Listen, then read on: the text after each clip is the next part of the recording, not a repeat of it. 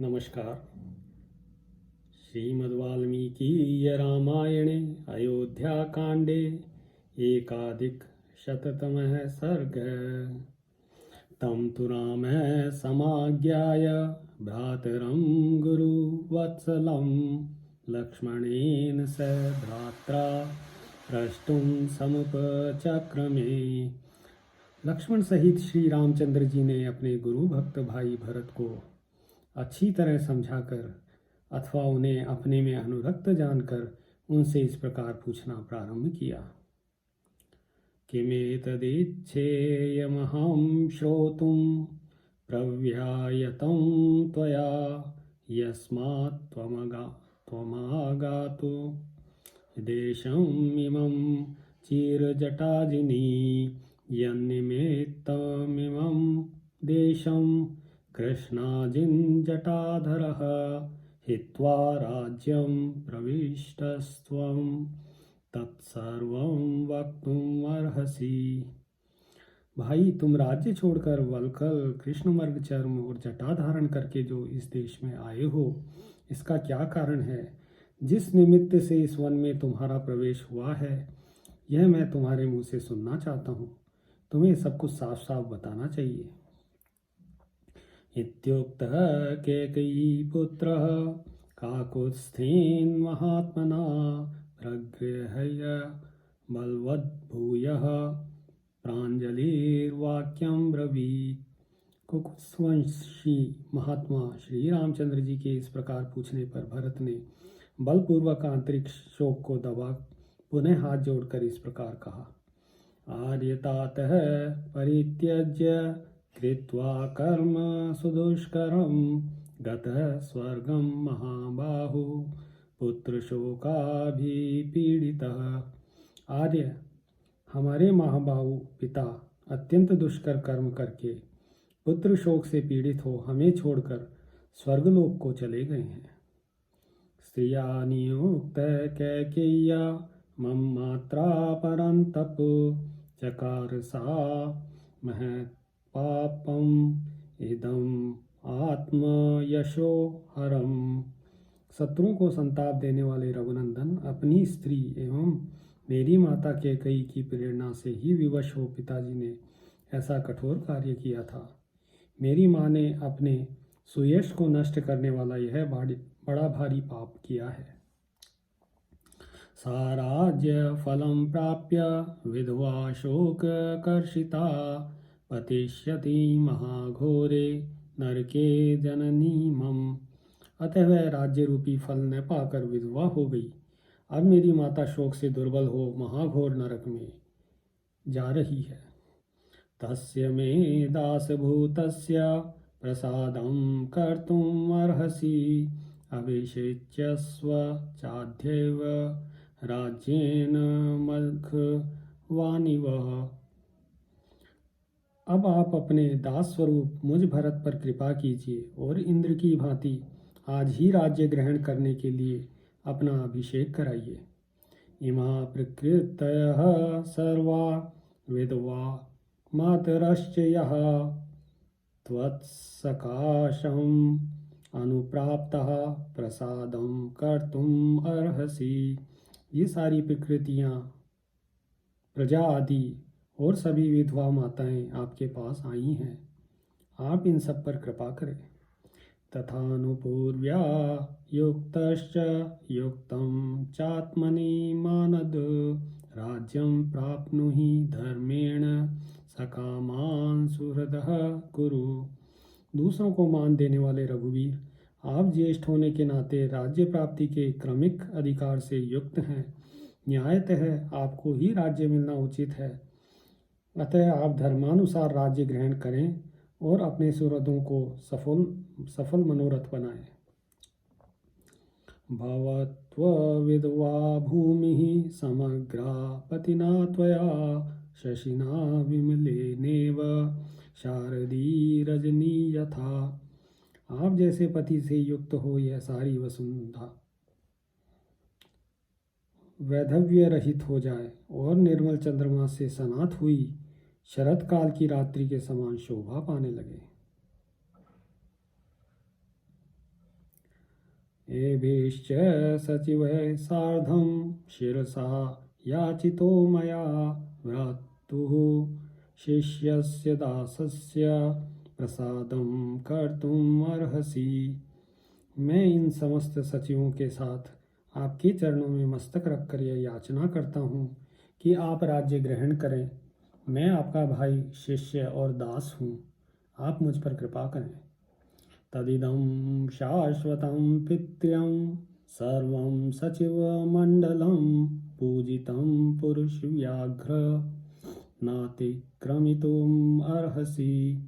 पुरुष सिंह, यह सारा मंत्रिमंडल अपने यहाँ कुल परंपरा से चला आ रहा है। ये सभी सचिव पिताजी के समय में भी थे। हम सदा से इनका सम्मान करते आए हैं, अतः आप इनकी प्रार्थना न ठुकराएं। एवमुक्त्वा महाबाहुः सबाष्पः कैकेयीसुतः रामस्य शिरसा पादौ जग्राह भरतः पुनः। ऐसा कहकर कैकेयी पुत्र महाबाहु भरत ने नेत्रों से आंसू बहाते हुए पुनः श्री रामचंद्र जी के चरणों से माथा टेक दिया। तमेव मातंगम निःश्वसन्तं पुनः पुनः भ्रातरं भरतं रामः परिष्वज्येदं ब्रवीत्। उस समय वे मतवाले हाथी के समान बारंबार लंबी सांस खींचने लगे। तब श्री राम ने भाई भरत को उठाकर हृदय लगा लिया और इस प्रकार कहा। कुलीनः सत्व संपन्न तेजस्वी चरितव्रतः राज्य हेतो कथं पापम आचरेन्म द्विधो जनः। भाई तुम ही बताओ, उत्तम कुल में उत्पन्न, सत्वगुण संपन्न, तेजस्वी और श्रेष्ठ व्रतों का पालन करने वाला मेरे जैसा मनुष्य राज्य के लिए अपने पिता की आज्ञा का उल्लंघन रूप पाप कैसे कर सकता है। न दोषं त्वयि पश्यामि सूक्ष्मम् अप्यरिसूदन् न चापि जननीं बाल्यात् त्वं विगर्हितुम् अर्हसि। शत्रुसूदन, मैं तुम्हारे अंदर थोड़ा सा भी दोष नहीं देखता। अज्ञानवश तुम्हें अपनी माता की भी निंदा नहीं करनी चाहिए। कामकारो महाप्राज्ञ गुरूणां सर्वदा नघ उपपन्नेषु दारेषु पुत्रेषु च विधीयते। निष्पाप महाप्राज्ञ गुरुजनों का अपनी अभीष्ट स्त्रियों और प्रिय पुत्रों पर सदा पूर्ण अधिकार होता है। वे उन्हें चाहे जैसी आज्ञा दे सकते हैं।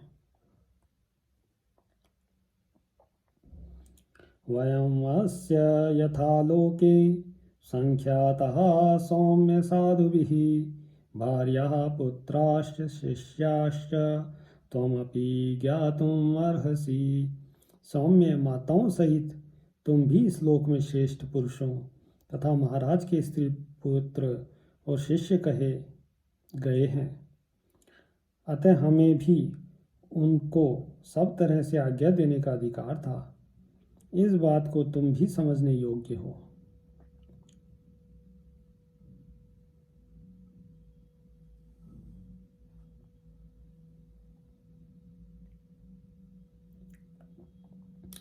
वने वाचिरवसनं सौम्य कृष्णाजिनाम्बरं राज्ये वापि महाराजो मां वासयितुम् ईश्वरः। सौम्य महाराज मुझे वल्कल वस्त्र और मृग चर्म धारण कराकर वन में ठहरावें अथवा राज्य पर बिठावें, इन दोनों बातों के लिए वे सर्वथा समर्थ थे। यावत् पितरि धर्मज्ञ गौरवं लोक सत्कृते तावद्धर्मकृतां श्रेष्ठ जनन्यामपि गौरवं। धर्मज्ञ धर्मात्माओं में श्रेष्ठ भरत, मनुष्य की विश्ववंध्य पिता में जितनी गौरव बुद्धि होती है उतनी ही माता में भी होनी चाहिए। एताभ्यां धर्मशीलाभ्यां वनं गच्छेति राघव माता पितृभ्याम उक्तो अहम कथमन्यत् समाचरे। रघुनंदन, इन धर्मशील माता और पिता दोनों ने जब मुझे वन में जाने की आज्ञा दे दी है, तब मैं उनकी आज्ञा के विपरीत दूसरा कोई बर्ताव कैसे कर सकता हूँ। त्वया राज्यम् अयोध्यायां प्राप्तव्यं लोकसत्कृतं वस्तव्यं दंडकारण्ये मया वल्कलवाससा। तुम्हें अयोध्या में रहकर समस्त जगत के लिए आदरणीय राज्य प्राप्त करना चाहिए और मुझे वल्कल वस्त्र धारण करके दंडकारण्य में ही रहना चाहिए। एवमुक्त्वा महाराजो विभागं लोकसंनिधौ व्यादिश्य च महाराजो दिवं दशरथो गतः। क्योंकि महाराज दशरथ बहुत लोगों के सामने हम दोनों के लिए इस प्रकार पृथक पृथक दो आज्ञाएं देकर स्वर्ग से धारे हैं। स च प्रमाणं धर्मात्मा राजा लोक गुरुस्तव पित्रा दत्तं यथा भागम उपभोक्तुं त्वम् अर्हसि। इस विषय में लोक गुरु धर्मात्मा राजा ही तुम्हारे लिए प्रमाणभूत हैं। उन्हीं की आज्ञा तुम्हें माननी चाहिए और पिता ने तुम्हारे हिस्से में जो कुछ दिया है उसी का तुम्हें यथावत रूप से उपभोग करना चाहिए। चतुर्दश समः सौम्य दंडकारण्यम् आश्रितः उपभोक्ष्ये त्वहं दत्तं भागं पित्रा महात्मना। सौम्य 14 वर्षों तक दंडकारण्य में रहने के बाद ही महात्मा पिता के दिए हुए राज्य भाग का मैं उपभोग करूंगा। यद्ब्रवीन् मां नरलोक सत्कृतः पिता महात्मा विबुधाधिपोपमः तदेव मन्ये परमात्मनो हितं न सर्वलोकेश्वर भावम् अव्ययम्। मनुष्य लोक में सम्मानित और देवराज इंद्र के तुल्य तेजस्वी मेरे महात्मा पिता ने मुझे जो वनवास की आज्ञा दी है उसी को मैं अपने लिए परम हितकारी समझता हूँ। उनकी आज्ञा के विरुद्ध सर्वलोकेश्वर ब्रह्मा का अविनाशी पद भी मेरे लिए श्रेयकर नहीं है। इत्यार्षे श्रीमद् रामायणे वाल्मीकीये आदिकाव्ये अयोध्याकाण्डे 1+100तमः सर्गः। सियावर रामचंद्र पद जय शरणम्।